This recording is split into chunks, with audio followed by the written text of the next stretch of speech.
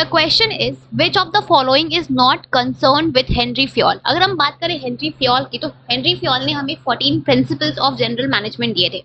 तो हमें क्वेश्चन में ये बताना है कि इन सब में से कौन सा हेनरी फ्योल के साथ कंसर्न नहीं है, राइट। अगर हम बात करें फर्स्ट ऑप्शन की, वो है हमारा स्केलर चेन का। तो ये जो प्रिंसिपल है इसको हेनरी फ्योल ने ही दिया था। इस प्रिंसिपल में उन्होंने कहा था कि किसी भी ऑर्गेनाइजेशन में सुपीरियर और सबऑर्डिनेट्स होते हैं, तो उनके बीच में कम्युनिकेशन की अथॉरिटी की एक फिक्स्ड लाइन होनी चाहिए, एक फिक्स्ड चेन होनी चाहिए जो आपकी टॉप टू बॉटम रन करेगी, और किसी भी मैनेजर को, सुपीरियर को या सबऑर्डिनेट को उसी चेन के थ्रू कम्युनिकेट करना है आपस में, राइट।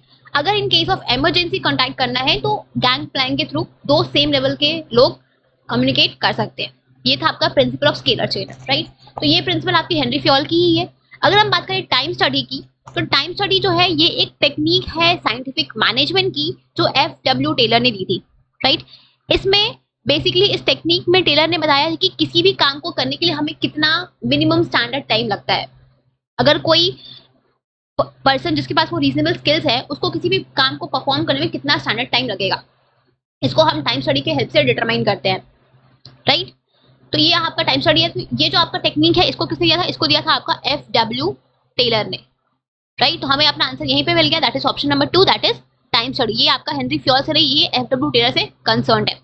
अगर हम आगे के ऑप्शंस पे डिस्कस कर लेते हैं, option number 3 is division of work. तो ये जो प्रिंसिपल है, ये प्रिंसिपल हेनरी फ्योल ने दिया था, जहां पर उन्होंने ये बोला था कि हमें किसी भी काम को छोटे छोटे हिस्सों में बांटना है और लोगों के स्किल्स एंड कॉम्पिटेंसीज के अकॉर्डिंग उनको वो जॉब को असाइन करना, ताकि स्पेशलाइजेशन आए और कोई डुप्लीकेशन ऑफ एफर्ट्स ना हो, ठीक है। अगर बात करें हम यूनिटी ऑफ कमांड प्रिंसिपल की, तो ये भी प्रिंसिपल जो है वो हेनरी फ्योल का है, जहां पे उन्होंने ये बोला था कि किसी भी सबऑर्डिनेट को सिर्फ एक और एक इंडिविजुअल सुपीरियर से ही ऑर्डर लेना चाहिए और उसके टुवर्ड्स ही रिस्पॉन्सिबल होना चाहिए। अगर वो दो सुपीरियर से ऑर्डर ले रहा है तो यहाँ पे यूनिटी ऑफ कमांड का वायलेशन होगा, right.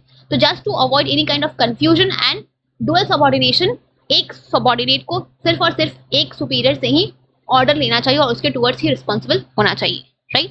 So 1, 3 and 4 are the principles of Henry Fayol, and number 2, that is time study. It is a technique of FW Taylor.